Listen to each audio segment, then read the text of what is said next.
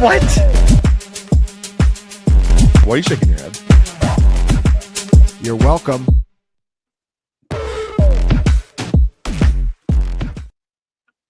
What's up, Fantasy Points? This is the DFS cage match for week 6. Every week, Jake Tribby and myself and a guest draft teams against each other on DraftKings. It's a snake draft. We have to stay under the salary cap. All the usual DraftKings rules apply, but it's just a 3-man contest between the 3 of us. And again, we're going to draft it as a snake style draft. And we play for charity every week. We choose a charity, and the winner's charity gets $100 from Fantasy Points. And of course, we're going to review last week's lineups as well. But first of all, we had 2 guests. Both of these guys were supposed to be on the show last week and got sick. So glad to see that you're both feeling better. Travis, I'll start with you as the guest. Are you feeling better? And how are you feeling today as far as the cage match goes? Yeah, I'm feeling better. I was not hanging out with Jake. We just both randomly got sick. I was traveling. I had a wedding. I think I got sick at the wedding, right? It was Sunday, and then Tuesday traveling. I kind of felt a little down, but I was like, oh, maybe it's because I'm in the, flying all day. Once I hit home, I was dead. So, I was sick. I am feeling good about the cage match. I'm excited. I feel like there's like so many routes that we can go on the slate. So, and we don't have all the news, so that'll make it a lot of fun. I do remember winning last year, so I'm coming back for the title. And Neil, but before we dive in, I do have a jersey on. I'm not a Chargers fan. I am a Packers fan, but I wore the Chargers jersey because I don't have any company swag anymore, right? So I wanted to find something good in football to wear. Whose jersey am I wearing? Hint is he helped me win a showdown Chargers slate in I think it was 2 years ago. So this specific player helped me win. Who could the Charger be? Donald Parham. No, that's a good guess though, and it's a unique player, right? Like it's a unique name. It's not like Keenan Allen. I'll say that. All right, unique Chargers player who helped you win a showdown. I said Donald Parham because he helped me win a showdown, so I thought maybe it was the same slate. No, that's a good one. That's a good guess. Jake, do you have a guess? I don't. Was it Gerald Everett? No, it's not Gerald Everett. It was a quarterback. It's Easton Stick. I think I own wow. I think I own the only Easton Stick jersey. When I did a show with someone, I said if I win a showdown GPP with Easton Stick, I will buy his jersey. I said it on the show, so I had to stick with my word. So that is why I own an Easton Stick jersey. That's pretty great. That's a fun jersey to have. You got Stick on the back. I mean, there's a lot of jokes you can make about that. Good for you. Congrats on winning the showdown. Jake, you also were out last week, and while you were gone, the Jake replacement took down the contest. Ryan Heath won last week. Are you counting that as a win for yourself, or are you still chasing that first win for the year? Yeah, obviously I am counting that as a win for myself. Okay. And even if I wasn't, I am very adamantly declaring that my losing streak is over. The curse has been broken. I am back. I did think it was very weird and I don't know, just very odd that Travis's sick schedule lined up with basically exactly mine. I went to a wedding that weekend as well.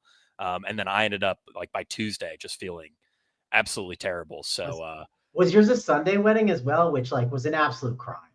No, mine was a Saturday wedding, but the crime with that was that the reception lasted from 4 p.m. to 7:30 and there was no after party. Oh, weird. It was the shortest wedding. They speed ran the whole thing, the first dance and the speeches. It was very quick. Still a good time, but why was there not more party? We did the opposite. I think I had the longest wedding. It started at 4:30 and the after party started at 10 p.m. and the Packers Cowboys game was on. And as a Packers fan, I wanted to watch that game. And it was on for till 12:30 Eastern. And then, of course, I wanted to stay and hang out with people because I was in New Jersey and I don't get to see them often. And I did not leave till 5 a.m. So I should have I was going to get a hotel room. But then at that point, I was like, what am I going to do? Sleep for an hour or two? So I just got out there. So we actually had opposite wedding experiences. Kind of explains why you got sick, I think, Mango. And 100%. Jake, Yeah, my reason is ridiculous because my immune system was down. It was so bad. Yeah. Well, we're going to get into this week's contest, and we'll go over the charities. First, let's talk about last week. So We always start by reviewing the teams from last week. Producer Trey last week filled in as Travis's guest, put up 109 points. Trey was going for the win everything or lose everything method, basically taking the opposite sides of me on a lot of games, thinking, if it goes wrong for Neil, it can go right for me. Did not go right for Trey. Mangone, I'm going to ask you what you think of this lineup. So it's Justin Fields is not stacked up in this one, but he's got Jahmyr Gibbs, Woody Marks, Keenan Allen, Jamison Williams, George Pickens, Mason Taylor, Saquon Barkley, and the Eagles defense. What are your thoughts, your impression of this lineup from last week? Yeah, I mean, first impression is obviously Justin Fields. Like you're happy to show up with him. He was the best quarterback of the week, or the best projected quarterback. So you're obviously happy to have him. Gibbs was one of like the good RBs, more of a GPP guy, but that's fine. Same with Barkley. I actually hated Woody Marks this past week, and like I'm not trying to be like I was right, but like I didn't like totally understand the Woody Marks stuff. I guess tournament wise, maybe it made some sense. The Taylor stuff made a lot of sense. He was definitely a good punt option, and then his receivers, Pickens he's been frustrating this year. I'm sure you guys have dove into some of those numbers and are kind of perplexed at like what the projection is going to be for the rest of the year. JMO was like the sexy, trendy, I'm a DFS tout, and here's my secret play of the week. And Keenan Allen, solid safe option. So overall, the team's fine, but like, I don't know, it's definitely like a win or go home type of team. Yeah, Woody Marks. See, I liked him kind of last week. The only reason I didn't love him is because there were so many other great running back options that it was like he was like a little bit more expensive than a lot of players that projected about the same or better. And then we had some studs on the slate. So I also didn't love it, but to me, it was like such a great matchup with just a completely depleted Baltimore defense. And you see that in the score, they put up 44 points. You would expect the running back who was seemingly taking on more work the week prior to maybe do a little bit better there. Baltimore also had been particularly bad against running backs through the air. So it just seemed to set up so well for a Woody Marks game. But it was Nick Chubb. They went to Nick Chubb instead. I just didn't get it, Neil. Like I think this is a blind spot. I don't know if you guys have this blind spot, but sometimes there's plays you're just like, I don't get. And then like, you never just get there. And then if you end up being right, you're like, well, I'm the genius in the room. You know what I mean? I mean, that's what it felt like for me. So like, I don't want to act like I felt very confident on the Woody Marks stuff, but it's just one of those things like where I was just like, I didn't get what everyone else was doing. Yeah, I mean, if you thought that Nick Chubb was going to maintain as the RB1, which he did, then yeah, it's kind of hard to get there. I guess we were maybe wish casting a little bit that he was just going to take over that backfield, and it just didn't really happen. All those best ball shares that you were grinding throughout the summer, is making you get in the wish cast mode in week 5. That's right, giving us some best ball brain there. My lineup. So I went with a Justin Herbert double stack, which I felt great about. I was like, Justin Herbert is going to smash this week against this Washington defense. Everybody smashes against the Washington defense. That part went really poorly for me. I actually like the early games went relatively well for me. I don't remember who was on the early games, but I was like within striking distance of Ryan, and I thought, okay, my Chargers stack is going to carry me to the promised land. Did not happen. I guess I had Garrett Wilson on the early game. He did fine with 19. Lad McConkey did fine with 15. QJ just 8 fantasy points last week. Devin Achane, I felt great about last week. I thought for sure without Tyreek Hill against Carolina, they're going to target him 15 times. He's going to get another 12 carries. Didn't really do that great. 16.6. Dave Montgomery, the narrative kind of worked out there at 18 fantasy points at 5,200. Trey McBride with just 9. That's got to be like a season low for Trey McBride. Rashad White worked out pretty well as the backup running back coming in, and then Detroit did well. So it was like not the worst week for me, but ultimately that Chargers stack just let me down in a pretty big way. Needed them to go off to take this one down. And Jake, your lineup from last week, you can tell us about. You had Daniel Jones, Amarian Hampton, Breece Hall, Amon-Ra St. Brown, Jackson Smith and Jigba, Troy Franklin, Tyler Warren, Javonte Williams, and the Saints defense. How are you feeling about your lineup from last week? Yeah, this is a great lineup. Shout out to my boy Ryan. I think he did a great job overall, especially a running back. Breece Hall and Javonte Williams were 2 of the strongest plays on the slate. Javonte in particular was a guy who really didn't pop in projections until Sunday morning, even though it looked like all week Miles Sanders was going to be out. Once Miles Sanders was ruled out, that took our Javonte number from like 18 to like 20.5. And all of a sudden he was like a fringe top 3 running back value on a really stacked running back slate. And then of course, Ryan also nailed it with Amon Ra and Jackson Smith and Jigba. Troy Franklin was a guy that I jammed into a few of my like smaller field GPP lineups. I thought, if you were going to pay down at wide receiver, he was clearly the best bet. Unfortunately, didn't quite get you there. And Tyler Warren put up a pretty solid score at tight end. Of course, it was Jake Ferguson that really stole the show last week.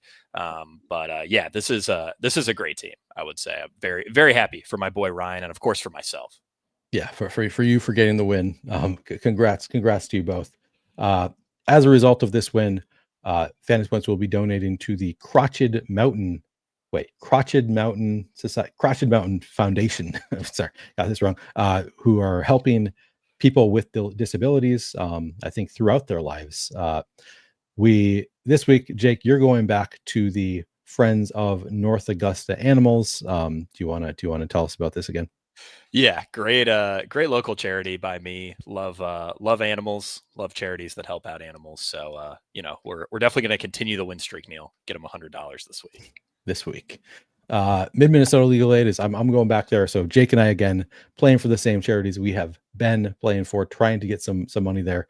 Mid Minnesota Legal Aid helps support people with lawyers, with legal help, people who cannot afford legal help otherwise.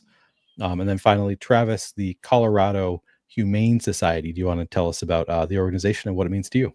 Yeah, I know your dog passed, Neil, and dogs are the best, so I figured it was only fitting to go back to the dogs. I don't know, I looked up the charity to make sure. I always try to Google some charities, make sure they're decent at least. So I Googled it a little bit, made sure it looked good, and I don't know, it said leading with compassion. We need more compassion in the world.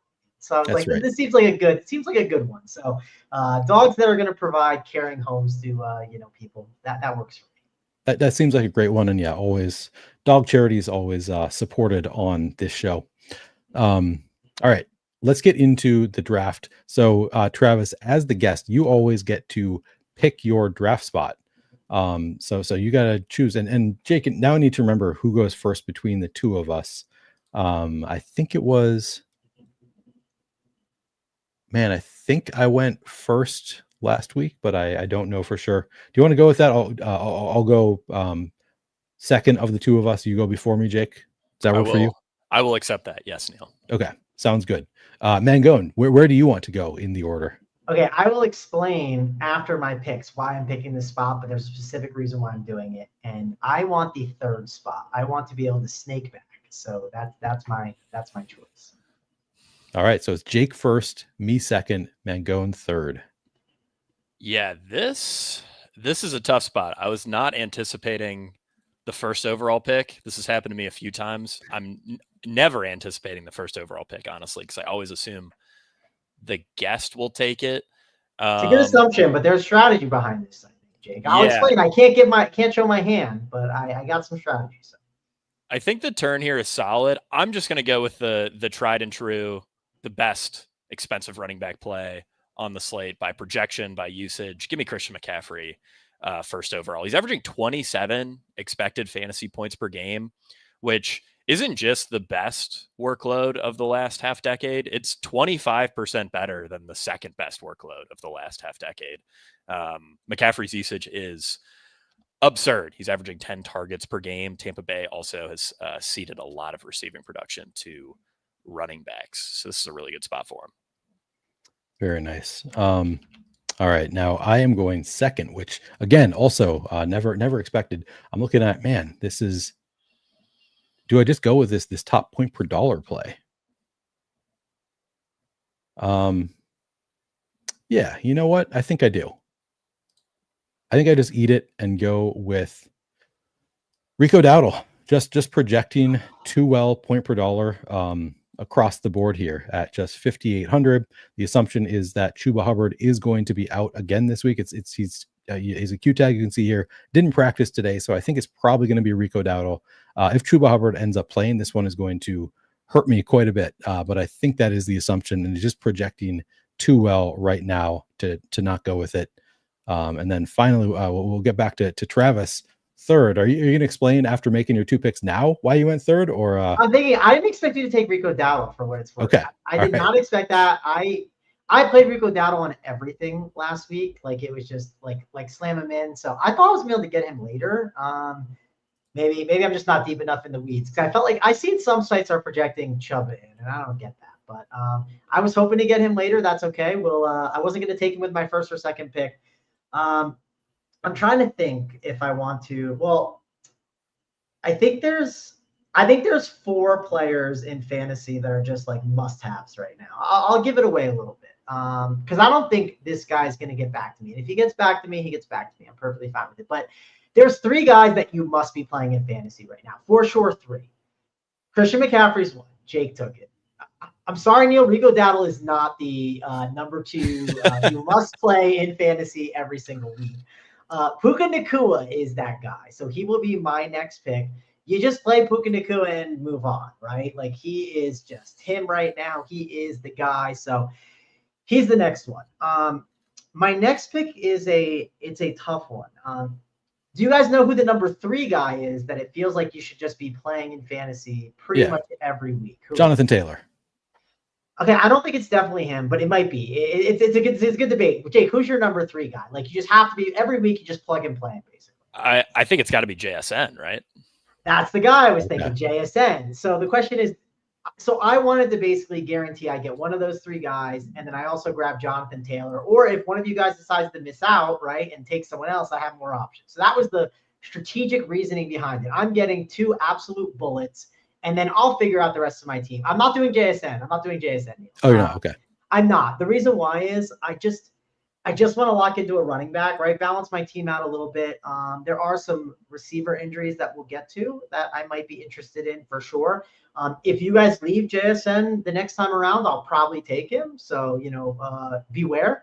But JT against Arizona seems like a good spot, especially after the disastrous Arizona game where there was the fighting with DeMarcado. I mean, that's a situation where like you could definitely see that linger for a couple weeks. And one thing I'll say about the Colts, if you are not a believer yet, listen, Vegas is a believer. They had him at like a massive total last week. I think it was like the 3rd or 4th highest on the slate. I know Scott Barrett of Fantasy Points. He says I think JT is like the next Barkley. I think is he the one who says that, Neil? I know he basically talks up JT a lot. I think. Does he say he's the next Barkley? I don't know. I don't know if maybe. I think you're right. I think he said that on Outside the Box this week that he is. Yeah, I don't this year's Saquon Barkley. He did say that. He did say that. Yeah. So why would I not take this year's Saquon Barkley at 8.5K? So I'm in. All right. Yeah, I mean you're spending a lot of money, so you're gonna have to find some value later on. I did do that. I agree. I am doing that. But one thing I will say, Neil, and I as a cash game guy, and I think this is my expertise. I feel like this is the year you jam CMC, you jam Puka, and you kind of figure it out. Now, maybe not this week with the Bucks thing, but the volume's so good. We'll see. And there's so many value running backs. But I do think this is the year to I think it's a team jam them in with Puka and CMC for most of the season. Yeah, I mean, I agree with you. At their current prices, at some point, maybe they'll be 10,000 plus, and it'll be a question. But yeah, no, that makes a lot of sense. I just like looking at the fantasy points projection on Rico Dowdle. It's north of 20 at 5,800. To me, that was just too much to pass up. Even with, I agree with you. Like you feel a lot safer with Puka Nacua and Chris McCaffrey. But gotta get some of that value. I am going to add on Josh Jacobs against Cincinnati, 7,300. I think just guaranteed to score 20 fantasy points. No, I shouldn't say guaranteed because it's obviously not a guarantee. But with his workload and in this matchup with Cincinnati, just like every running back gets it done. So I think he is very strong play this week at 7,300, a little bit too cheap. Jake, back to you. Yeah, I'm going to go with Devontae Adams here as my first pick. Workload's awesome. Top 3 in expected fantasy points per game. And much like Puka, just a fantastic matchup against this Baltimore Ravens defense that is an absolute disaster. And then I'm going to go with a running back here. I've been debating a couple guys. I think I just need to go with the cheapest option because I did already spend up for McCaffrey. I'm going to go with Rachaad White. Not expecting Bucky Irving back this week. I think we can feel a little bit more confident about Bucky Irving sitting than we can Chuba Hubbard at this point, but I think it's pretty likely that both guys end up sitting. And Rashad got the workload that we were all hoping for last week. Got every snap inside the 10-yard line. Was right around 70% of backfield workload. So another really good spot for Rachaad White. In there's like 2 or 3 games that have a total right around 47.5. The Dallas Carolina game is at 49.5, 50. So clearly the best game environment of the slate. But the San Francisco Tampa Bay game is one of those like sort of next tier down game environments, and really like Rachaad here. Yeah, Rachaad, another strong point per dollar play here. And yeah, it'll be pretty bad for me if we end up getting Bucky out and Chuba in this case, because I took with my first pick a guy just kind of making the assumption that his teammate is going to be out. And if he's not out, then I'm going to feel pretty foolish having Rico Dowdle as my first overall pick. But I think it's more likely than not after not practicing on Wednesday. I am going to go with JSN now. Scott has also called him this year's mini Puka Nakua. And I think just that the workload is too good for JSN. Sam Darnold's been playing really well. The price tag is right. And with my 2, value-ish options, like I haven't spent a ton on any player right now. I think I can afford a $7,600 JSN. And Travis already told us that he was going to take him if I left him for him. So I had to take JSN before Travis got to him. Mangone. Jonathan Taylor, Puka Nakua, you have 46.85 left per player. Where do you want to go now? Oh yeah. So I need value, right? Like this might take me some time. So if this segment takes really long, my apologies. I'm trying to at least if you could, Neil, maybe this is me asking for some help. And hey, this helps with the fantasy points promotion. But what are some of the top values on the fantasy point projections popping up? Some of the top values. Let's see. Hunter Long looks really good at 2,500. Rico Dowdle, Jake Ferguson actually at 5,300 looks really good. David Njoku, Chris Olave as always. Olave I saw. I want to do Olave. Javonte Williams at 6,400. Kyron at 6,300. Rachaad White was there. Michael Mayer at 3,100 looks good. If you're looking for really low price tags, I mean, Juwan Johnson still kind of stands out a little bit. Not as many like great values as I was kind of expecting, to be honest. Yeah, it's a little tough right now. Yeah, it's definitely a thinner slate for value overall. And man, the Olave mention just made me think like if this was an expected fantasy points game instead of an actual fantasy points game, Olave would probably be the first overall pick every single week, right? Right. Actually, I think I have an idea that's going to save me money. At least for this pick. Obviously, I'm back to back, so I gotta get working.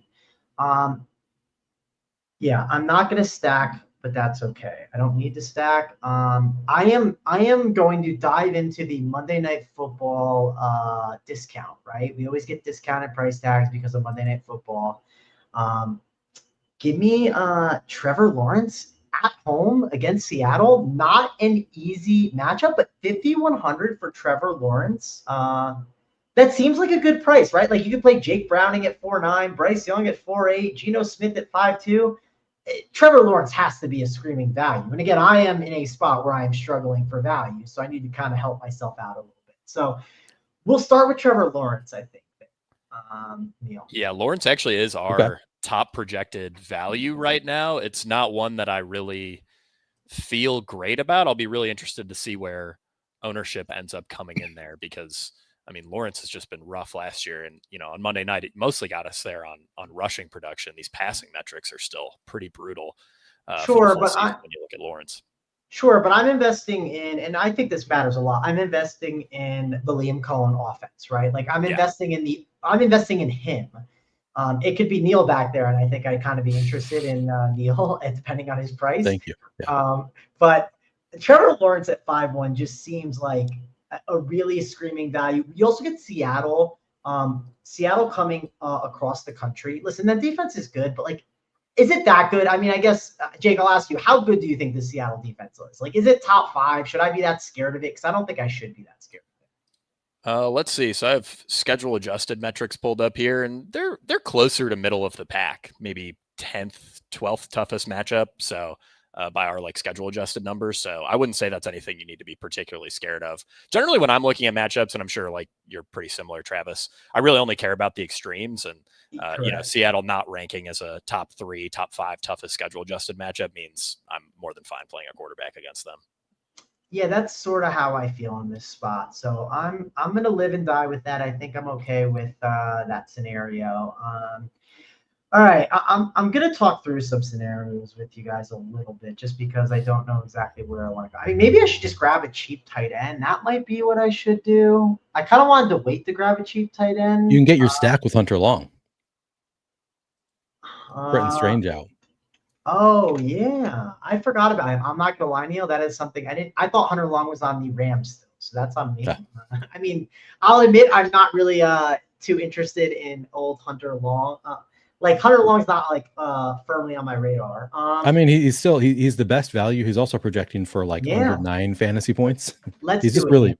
Let's all do right. it, Neil. I'm in. I'm in. You've sold me. You know, Gave you the hard sell.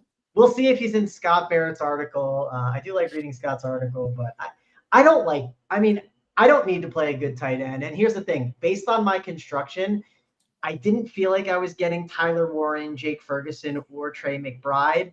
I liked Tucker Kraft at 4.7, but again, I felt like he was expensive.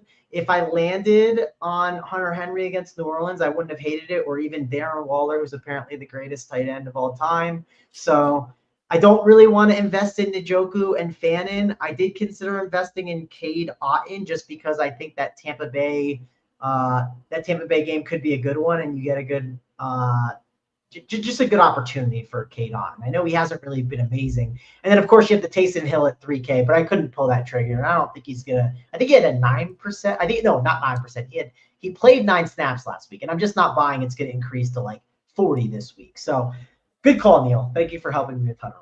You're welcome. Glad I could find you the value tight end there. All right. So it's back to me. 48.83 left per player. And I think I know what I want to do. Man, do I though? So we've got the Q tag on Quentin Johnston, and that just happened, Neil. That just happened today, so it's definitely very fresh. He was limited in practice, so I don't know that he's necessarily going to miss time. But with the Q tag on Quentin Johnston, the matchup with Miami, I think I'm going to go back to this Chargers passing game. And I'm actually going to go to Ladd instead of Keenan Allen again. He didn't even really do that great last week. He has yet to really show us much. Scored the touchdown last week, which is fine. But I think this matchup with Miami, even probably better than the matchup last week with Washington and the run out. I mean, if QJ just is out for this game, he's obviously going to see a huge bump in projection. So I'm gonna make that bet. I think he's a fine play regardless at 5,700 because the matchup is so nice and this offense at some point should get back on track. So I'll go with Ladd here, even though he's not a great point per dollar play, which is usually what I'm targeting here. Jake, what do you think of my Ladd pick, and what do you want to do with your 2 picks now? Yeah, I think the Ladd pick is definitely solid. I mean, the matchup's fantastic. If QJ misses, that probably helps Ladd a decent bit. I also think these Chargers offensive line woes are going to hurt QJ, who runs, the deeper routes, and probably help out guys like Keenan Allen and Ladd. So yeah, I think that's a pretty solid pick. He's not really popping as a great value. But to offset it, Neil, I will take the guy who's popping as a great value and does not score any fantasy points in Chris Olave. 5,100, the 2 of the top 3 wide receivers who in expected fantasy points per game have already been drafted, and they play on the same team, and Devontae Adams and Puka Nacua. There's a guy in between them who's only 5,100, and that's Chris Olave. The volume's crazy. New Orleans averaging the 2nd most plays per game. They have to throw every play because they're terrible. The matchup against New England is also pretty solid. The only problem is that Spencer Rattler is throwing him the ball, but he's locked in for 20 expected fantasy points, probably 8 to 12 actual fantasy points. Last time I drafted Chris Olave, it went so well that he threw an interception. So this is definitely a great bounce back spot for wide receiver Chris Olave. Jake, I have a Chris Olave story. So this past week, right, we're doing 3v3s, and the cash game 3v3 streets, they're brutal, right? Like it's you win, you lose. That's it, and it's like you have to mull it over. So the decision that was mulled over was Jonathan Taylor, Rico Dowdle, which okay, no brainer now that you see what he did. But the role wasn't clearly defined. I liked him and I wanted to play him, but that was definitely something that was being discussed. And Chris Olave. And I was like, shit, I don't want to play Chris Olave. I really don't. I hate doing this. It's the most miserable experience. Versus Omarion Hampton, Breece Hall, and Jalen Waddle. And when you're like, man, I could get Jalen Waddle over Olave, like that sounds great. Now, I did end up just saying, I want to show up to head-to-heads. I want to show up in cash games with Jonathan Taylor. Like, I just don't want to not have him and call it a day. And I believed in Dowdle's role, and I just stomached Olave. But that's the Chris Olave story, right? You're like, I guess I'm going to get 6 to like 13 fantasy points. And honestly, another thing I noticed during the game, has Chris Olave ever ran a route deeper than 15 yards? Because the guy never goes anywhere downfield. Yeah. Yeah, it is.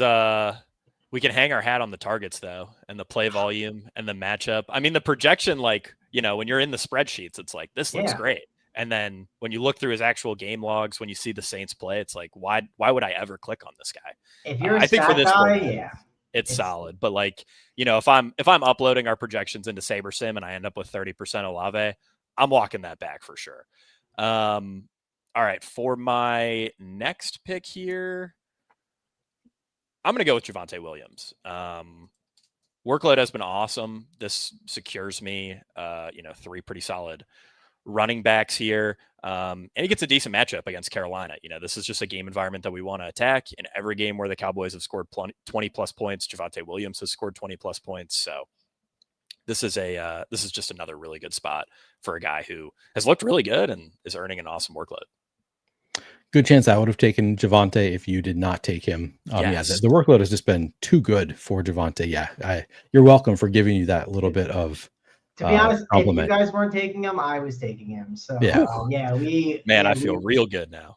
We all wanted him. So that just shows how good of a play he's going to be. I mean, running backs against Carolina, just like walk up to the window and cash your ticket. Yeah. All right. So it's back to me. Let's see. I think I'm going to just further the bet against on QJ missing time. So I'm just going to continue taking risks that are completely unnecessary here. And I'm going to go with Keenan Allen as my other wide receiver. Didn't work last week, but this week for sure, the Chargers double stack. And there's a chance that we get Joe Alt back this week. And I forget who the other offensive lineman they had that was out. But they could get their, actually, I think he actually played and then got hurt in game. The other one, regardless, we could get a slightly healthier offensive line this week than we had last week. And also just the matchup with Miami, I think better than the Commanders. The Commanders actually like pretty good at pressuring quarterbacks, at least I think. And I'm not sure that, I actually don't know if Miami is, but I think it's a probably better matchup. So I will take the shot there on the double Chargers, and if QJ plays, could look pretty bad, but we'll see. Maybe I'm just off my game because I've gone 3 weeks now without a win. So I'm just like, man, I'm just gonna throw crap against the wall and see what sticks is where I'm at right now. Travis, it is back to you. You have over 5,000 left per player with a running back, 2 wide receivers, a flex, and a defense. You get 2 picks now. This is not ideal. If you remember our last show, Neil, I gambled and I ended up playing a little Jordan Humphrey, and because I had no money left, and I like the gamble, so I'm debating what to do here, and I don't want to really lost their little Jordan Humphrey. Did he score a touchdown for you the last time? Yeah, he did. It was absurd. I sun ran on that slate that we played. It was a really high scoring one. It was actually a fun sweat. So I feel like I need a running back really bad. But I also feel like you guys have taken the good ones, so maybe I don't need to take a running back yet. Like, for instance, like Jake is done with running back, right? Neil, yep. You are 2 running backs deep? I am. Okay, who are your 2 running backs? I have Rico Dowdle and Josh Jacobs. Okay, so I'm thinking it through. You have Rico Dowdle and Josh Jacobs. Okay. Sorry, I know this is not the most riveting TV, but it's kind of how it goes, because we're always playing on the spot, and there is no time limit. It's not like if you're doing a best ball draft or on Underdog or something. Like, there's no time limit. So Jake will allege that I always take a lot of time to make my picks. Yeah, Neil's a tanker in this format. I feel like you know how to do content, Neil. So I want to talk about a scenario that I'm considering drafting. Can we talk about the Devon Chain rule, right? Like, I think this matters, and I think viewers will enjoy this. But Jake, I'll ask you first. What do you think of his role? Because before that slate, I was like, I'm just getting CMC against Carolina, right? Like a CMC type role. What was the role we actually saw, and do we believe in him long term? He's playing the Chargers 7-8. If I do jam him in, I'm left with 4-3. I understand I have no money, but I'm debating what to do with a chain in this spot. Yeah, so the role is actually still awesome. 87% of snaps, 71% of attempts. These are both like right there among his season high numbers, 20% target share and just under 20 expected fantasy points. So the role was really good. He just did not run as hot as it would imply. Yeah, and that's why I kind of want to gamble on that. Other guys that are available, and again, I can wait, but other guys I'm considering at running back are like, I think Judkins is a quote unquote value based on the usage he is getting. I feel pretty confident. You can make I don't love the matchup, but Chase Brown's just like volume at 5.6 is really good. It's kind of like Tony Pollard too. Jaylen Warren, you could argue could have good volume, but you don't want to mess with Arthur Smith. Do you play Michael Carter, who had a really nice role going against the Colts? I'm not completely sold. I want him more in like a script where he's leading. And then last but not least, I am considering gambling like Neil and taking Kendre Miller. I don't think Neil would be doing the Kendre Miller thing, but he's looked so good. I've considered it. Like even if Kamara ends up playing, like he's had a decent enough role that like he's priced for the role he has. So it's like, yeah, he's not obviously a pick that you would want if Kamara is in, but like I do think the odds of Kamara missing are good enough that I was kind of debating Kendre. Yeah, I don't know. What do you think of the role, Jake? Yeah, I mean, I think it would be pretty strong. It's just it's tough when you have this like systemic risk in the offense. I feel like it'd be a bit like Judkins, where over the last 2 weeks, Judkins is at 19 expected fantasy points per game, 19 actual fantasy points per game. Like over the full season, those are top 3 numbers, but he's also doing it on, just under a 60% snap share, only 21% of routes. So like, if the Browns can't get going, chances of Judkins like really putting up a tournament winning score are quite low. And, it's pretty similar with Kendre. I haven't seen what's Kendre priced at this week. He's 4.7, which is like, okay.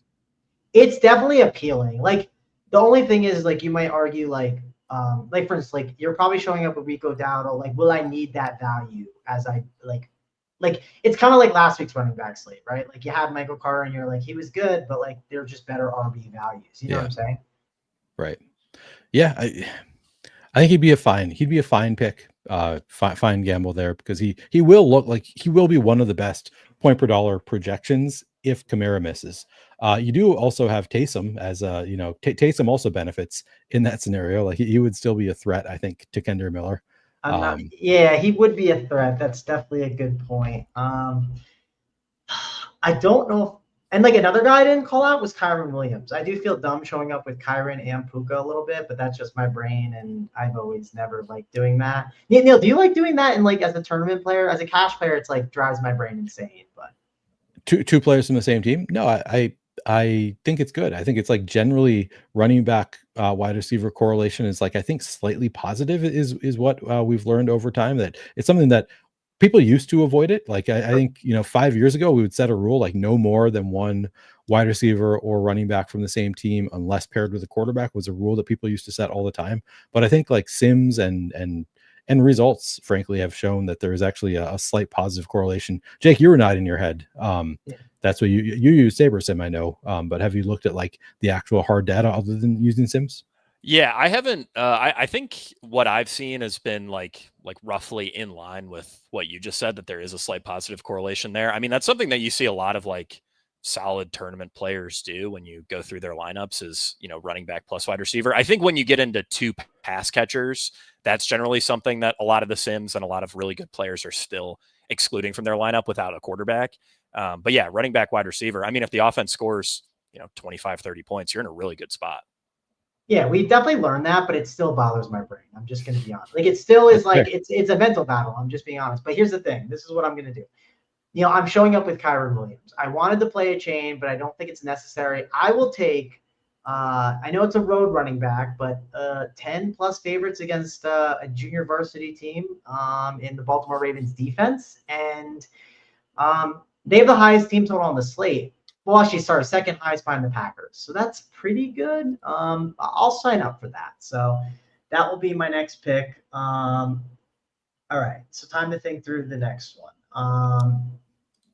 Do we know if Juwan Jennings and Ricky Pearsall are actually in? Like, do we know what's going on there? Yeah. Neither of them practiced today. I think I saw some quote just in passing that was like they're counting on Ricky Pearsall returning, I think is the quote I saw, but no. We can't do that. It's just too risky. You are able to late swap. So if one of these players ends up out, Oh, yeah. you can do a 1-for-1 swap of anybody who is not drafted. Yeah, so what I could do is, which isn't, I don't know how crazy it is. I could show up with Juwan Jennings, and then magically he turns into Kendrick Bourne if I leave $200, but I don't really want to do that.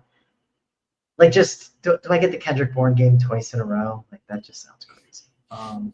Yeah, I mean, it's just, I know, again, sorry, riveting TV here. The Jennings thing is not bad. Shahid's obviously value. Is Ryan Fournier real? I don't think it's like real what's going on with it. I think that was kind of a fluky game. I can't remember. Same. Somebody gave the reason on something I listened to or watched or something, and there was some reason for it being kind of fluky. Like I don't remember. I mean, there were 80 points in that game. That would be part of it, right? That would be part of it. Actually, let me plug in a defense just to like see what I have going on here, so I can like really have an understanding of the rest of my team. Okay, I think I can. Yeah, sure. I'll spend a receiver. Why not? Okay, I am trying to decide between. Oh, what is his price? No, he's not too cheap. I was looking at Steph Diggs. Is obviously if he's going to play the slot and against the Saints, that's a pretty good play that I think is a good one. It's really, do I want Jalen Waddle or Tet McMillan? I feel like those are really strong plays this week. Jalen Waddle was the alpha, was really awesome. I know there's risk he can go to the medical tent, just like Chris Olave. They love doing that. And then Tet McMillan obviously has a really good spot against the Cowboys. You know what? I think you just show up with Jalen Waddle over Tet McMillan. Tough call. I think they're both really good plays, but I'll just show up with Jalen Waddle. All right. Jalen Waddle it is. 6,100. Yeah. Now you still have 42.66 left for player with the defense in there, so you're looking okay value wise. I like the gamble. You know, little Jordan Humphrey last year. Well, maybe we'll have to get creative. Maybe it'll be a Fournier. I don't really trust that guy, but maybe I'll find someone else. You'll find someone. All right, so it's back to me. 4,500 left per pick with a quarterback, tight end, defense, and flex. So what do I want to do here? I think I will just go with the value quarterback, lean into that Carolina Dallas game and play Bryce Young here. Which this is hurt me.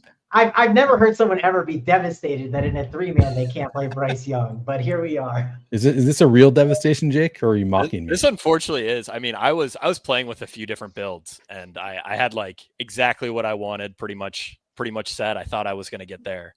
Not looking too good. I mean, Bryce Young is a really tough one for DFS, and it's going to be tough again this week because he's going to project really well.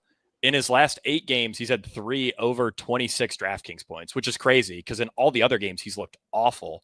And he's getting a matchup where no quarterback has scored fewer than 24.5 fantasy points against the Dallas Cowboys. It's a fantastic game environment. It's going to be a really interesting spot for tournaments.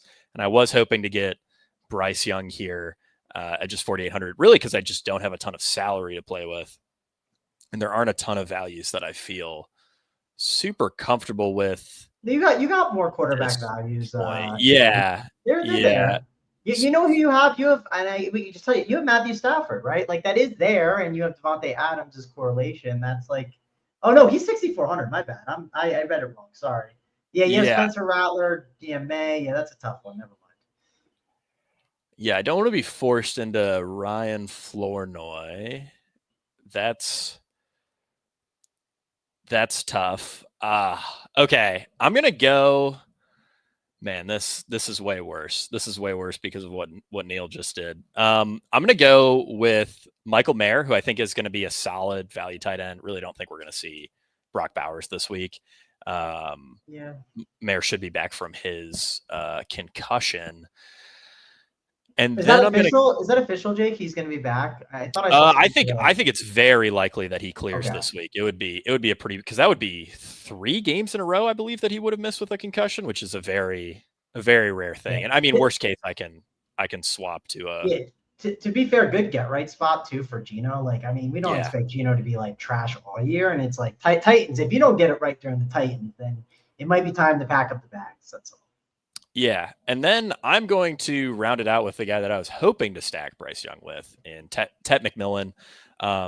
Volume has been incredibly consistent for Tet this season. Just hasn't really had the tournament winning performance, and I think he could absolutely get you there against the Cowboys defense that has just been a total disaster. So really like him at 6K. He's a guy who's going to pop in projections industry wide. That's a great call. I like him. And you ruined my stack by doing that too. Which I don't know if that was revenge, Neil. bonus for it to ruin my stack. J Main was asking about Caleb. We're drafting for just the main slate, so the Bears are not on this slate. I think they play Monday night. And to answer your question, we do not interact with chat that much. I try to occasionally. So yes, we do. We try to interact with chat. It's tough for me as I'm manning the screen and trying to make my picks while talking about this stuff. So I less so than most shows for me, but I do my best when I can interact with chat. All right, it's back to me.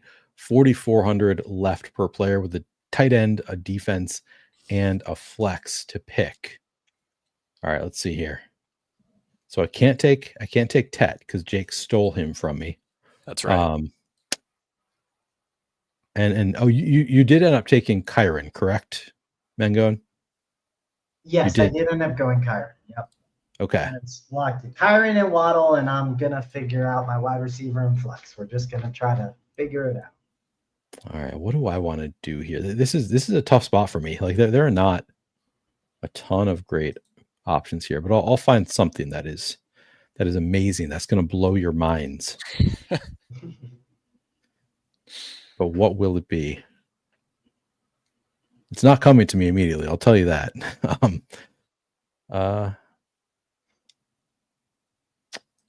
You know what? Maybe I just lock in my tight end here. Let's see. Can I afford to pay up for Jake Ferguson? And do I want to risk the Q tag? Workload for Ferguson has been so damn good. 16 and a half expected fantasy points per game. That really pops against other tight ends. Among wide receivers, it ranks like 8th best, and he's priced as the wide receiver 25, I think, on this slate. He was a guy that I was looking to pay up for, but once I got a little bit deeper into this draft, I was like, no way I can afford to pay up for Ferguson, unfortunately. I, on the other hand, because I got Bryce Young, I can pay up for Jake Ferguson. So glad to steal that duo from you. I'm down to 39.50 left per player. Sending it back to Mangone for 2 picks. You have 42.66 left per pick. Man, you're really sending me. This is early. I don't know. Well, not ready, but we'll talk it through. Here's a question. And again, like this is something that I think people like want to hear, but like, what is up with Kenneth Walker, man? Like, it's his role is just so weird this year. Like, Jake, what's the snap difference in the past couple of weeks with Charbonnet versus Walker? Because that's one. Yes, it's definitely not a cash play, but like he is someone that's going to win people tournaments for sure, and that's the stuff people want to hear. Yeah, I mean that's the tough part with this Seattle offense is they've just been so frustrating with this split. Mm-hmm. So looking at the last few weeks here, we were at 58% for Charbonnet in week 5, just 43% for Walker in week 5.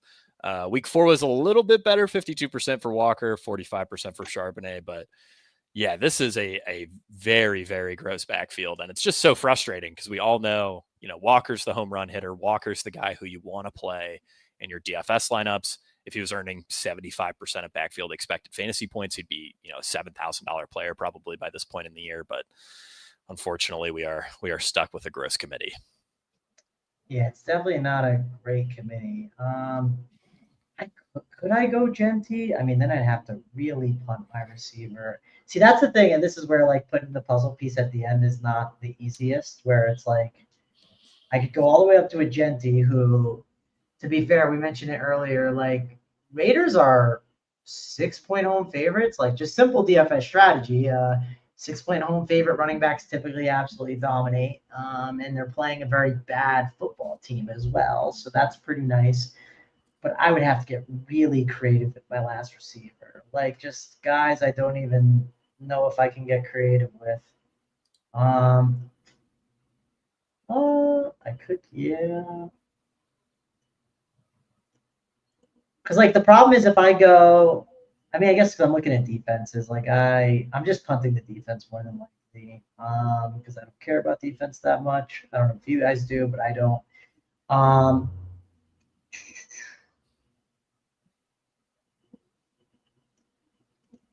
Like if I do, like let's say I went, like another guy I was going to call out that I actually don't think would be bad this week is Tony Pollard at 5.5, just because the volume's really good. And I do think a Vegas matchup, he could like fall into the end zone soon. But if I did go with Tony Pollard, one of the issues I run into is like my options are just like Trey Tucker, Calvin Ridley, like all these guys I just don't want to gamble on. So, and I'm talking it through. I will say with Pollard, Tajay Spears did come back last week, and Spears was at 26% of snaps. So Pollard actually earned a season low 72% snap share. And like on any other offense, a 72% snap share would still have you pretty excited. But this is the Titans we're talking about. I think you basically need to earn every backfield touch to have a chance to be relevant, even if you're in the mid fives in terms of price. No, that's fair. And if I gamble on Kendre Miller, who I talked about earlier, I have the ability to go like one of the Chargers receivers, but you took Ladd. Someone take Keenan Allen or no? Neil did. Neil did. Oh, okay. Neil's muted, by the way. Yeah. Neil, you took Ladd. I knew you did. I didn't know if anyone took Keenan Allen. I could have, like, but everything sucks, right? I'm talking through because, like, everything's terrible based on, like, my 2v2s and 3v3s. And for that reason, we're just going to go grab Ashton Genty. Like, let's go get him. Okay. It makes a lot of sense.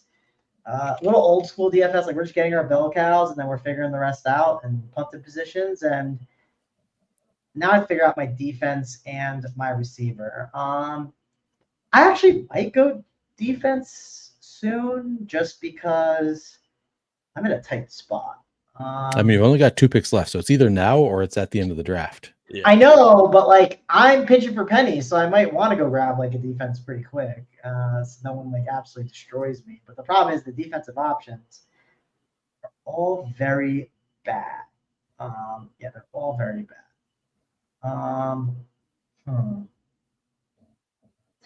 Yeah, I did what I did last year, Neil. We're gonna have to just gamble on a very bad receiver late.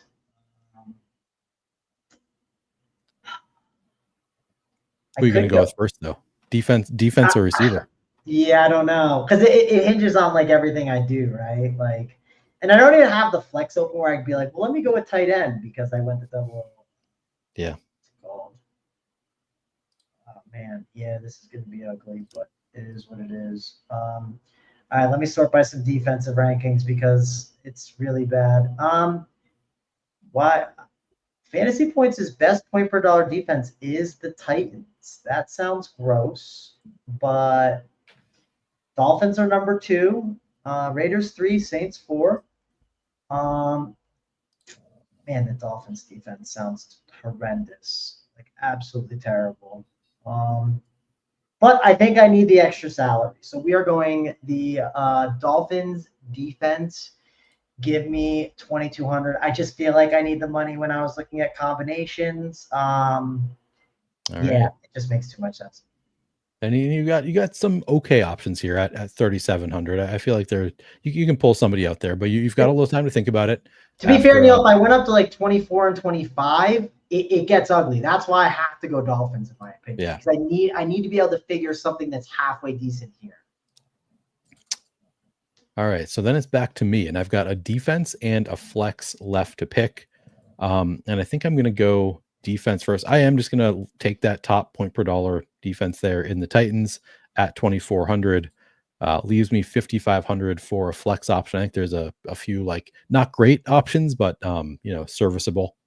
And then I'll send it back to Jake for a defense and a quarterback with 4,150 left per pick. Yeah, unfortunately, Neil, I feel like I have no choice here. I'm going Spencer Rattler and the Steelers defense. I complete the grossest stack of all time with Spencer Rattler and Chris Olave. And I also get a defense that's projecting fairly well in the Steelers facing the Browns here. Browns implied team total is about as close to 0 as you will see. Spencer Rattler, I unfortunately can't really give the same upside argument as I've given for Bryce Young. The nice thing is he's running, and they're running a lot of plays over in New Orleans. They're also throwing a lot. Defensive matchup is solid, but I mean, this is Spencer Rattler we're talking about. I'll probably be lucky if he exceeds 15 DraftKings points. Yeah, it's not the quarterback that you go into a draft hoping that you're going to get, but but if he makes the rest of the team work, I guess that is worth something. All right, so it's me 5,500 for a flex. Let me just look at who's the top projected player at 5,500 or less. I think I know who it is, but I want to make sure that I'm not missing somebody.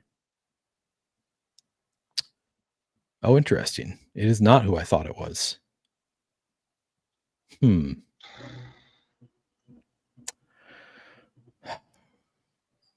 Are you looking at Trey McBride? So I was thinking I was going to be playing Michael Carter here, but yeah, now I've got Trey McBride and DK Metcalf both as options. Also, let me just think about it just for a second, just for a moment more. Double check, because that's I don't think I want to play DK Metcalf, but if every projection site has him as the best value, I can. All right, okay. There are others that have it in a different order here. None of them have Michael Carter, which is what I was kind of thinking. Is it too gross for me to just go double tight end here? Do I really want to go double tight end? I mean, oh, that does sound gross, Neil. That sounds great, like in week 12, but not as much in week like 6. With Jake Ferguson though, he is like one of the actual like top point per dollar, like across all positions. And then Trey McBride, like if you're going to go double tight end, I think they're viable. I could just go DK Metcalf instead. Maybe I'll just do that. Yeah. I guess I'll go.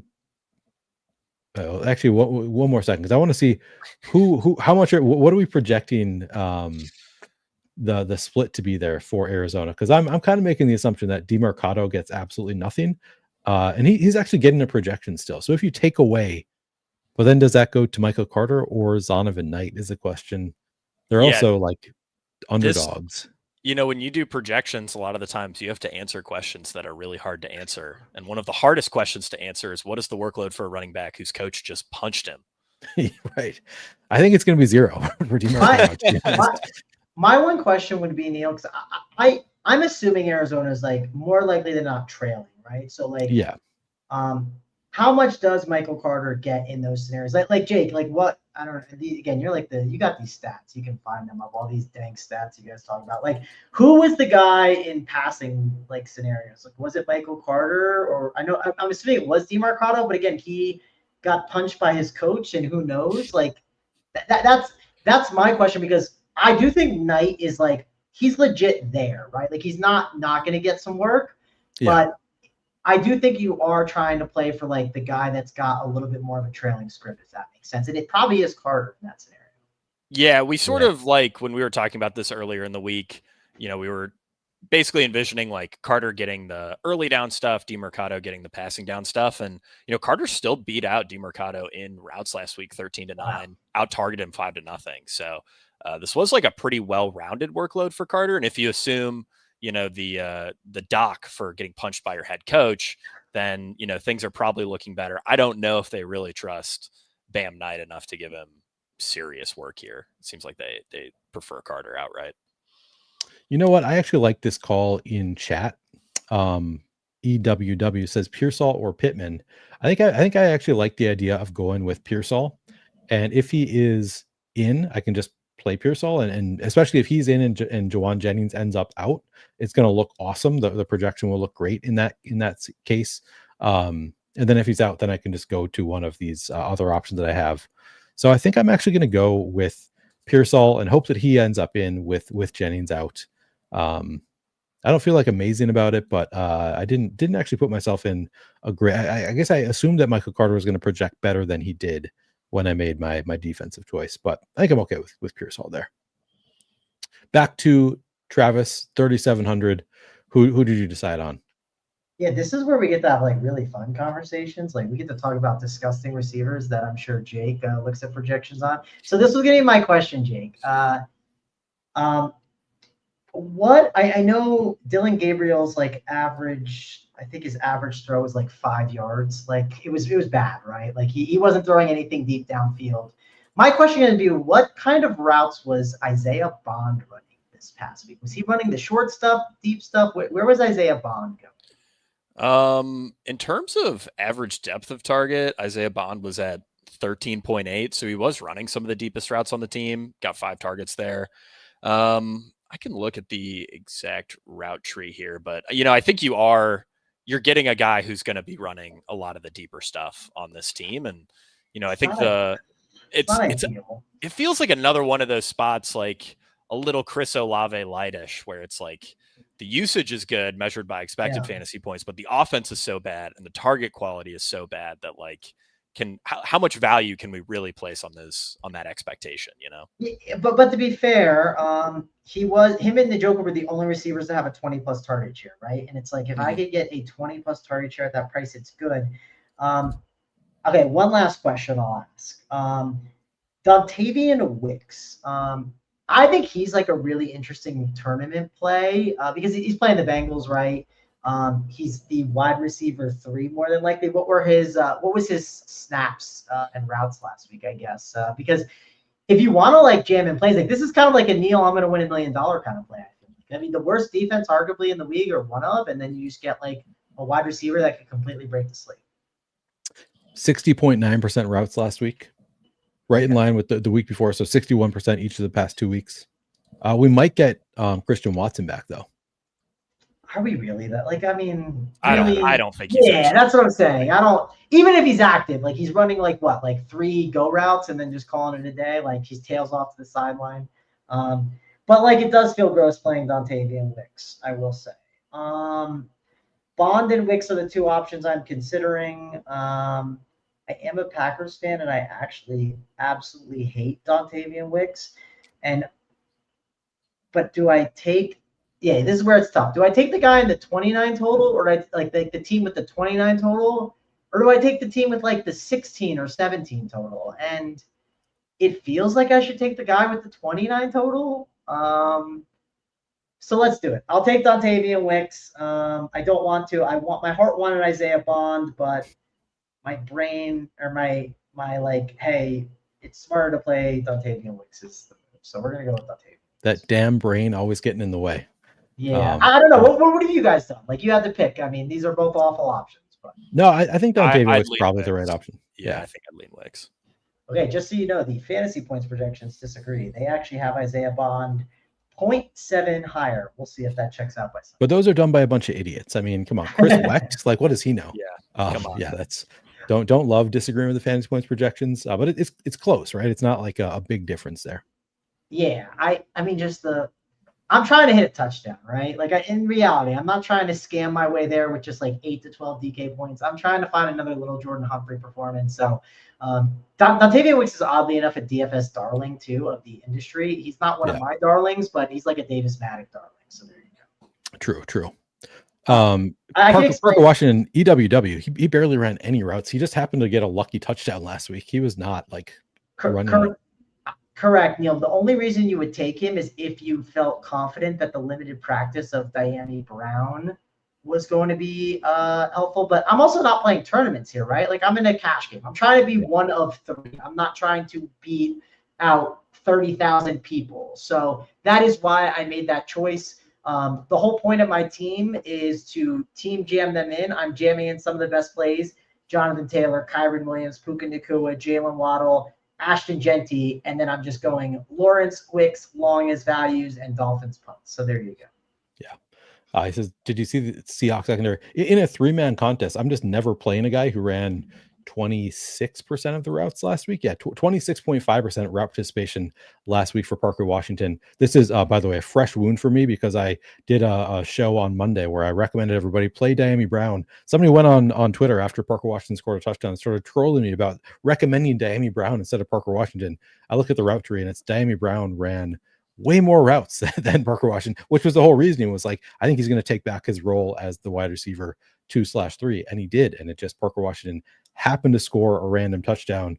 Diami Brown kept on like having penalties on all of his targets. Like, just, I don't think that he is it. But yeah, if Diami Brown misses, then sure, Parker Washington will look a lot better in that scenario. Neil, to support your point, I'm sure Jake knows this with projections and stuff, but like, the cash game showdown team was like the most duped team, and it's because of how good of a projection Diami Brown was. It was so good, it was 2 points higher than every other team, right? And it's because of how good of Diami Brown's projection was.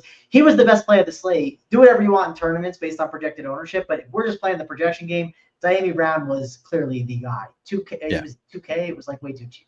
And he wasn't even that highly owned. Like, it was like such a better play than Parker Washington. Just didn't work out. The crazy part about him was he was like one of like the quote unquote difference makers. Like, it was like him and like Hunt on like my showdown cash team. And like, they were both like 60 or 70%. But point is like, I was like, if those are my difference makers that are going to help win me money, and then I'm very happy with this. Yeah. Right. Well, we got to get out of here. But let's do a quick recap of our teams. Travis, how you feeling about how your team is looking? This is everything I used to do in like 2016, where I didn't run projections and I'm just hand building and I'm jamming in the best plays and I'm getting creative with some of my values. So I absolutely love it. And yes, the reason why I didn't complete the stack with Parker Washington is I have Hunter Long to complete the stack. That's right. So yeah, I'm spending 7.6K on my stack and then jamming in the best plays. So these are some of my favorite teams. So I am totally in. Looking good. For me, I've got the Bryce Young stacked up, I guess, with Dowdle, which in a cash game, I think quarterback with running back seems fine. Jacobs in a nice matchup. JSN got my going back to the Chargers guys. Ferguson projected actually really well, point per dollar. Pearsall just taking a shot there, hoping he plays and Jawan Jennings doesn't. And then the best point per dollar defense. I feel pretty good about this team. Not like my favorite team where I'm coming out of feeling awesome, but you can't always come out of these shows feeling that great. Jake, how are you feeling about your team? As good as you can feel about any team that has Spencer Rattler on it. I will say that I did run the numbers, all the advanced analytics. My team projects the best. So, according to the fantasy points projection. So I will rest easy knowing that I am likely locked into another second place finish somehow, despite my great projection. Yeah. Oh yeah. EWW. This is a 3-man contest against each other. So this is literally just our lineups are all playing against each other. So that's why we're building Cashy. All right. Well, we are going to get out of here. Thank you, Travis, for hanging out with us. I know usually I ask the guests, do you have anything to shout out here? But you are gone from Run Pure Sports. Do you have anything coming up that you want to shout out though? Yeah, I have nothing to shout out. I might have something to shout out in the future. I don't know. We'll see. All right. I'm dabbling in stuff.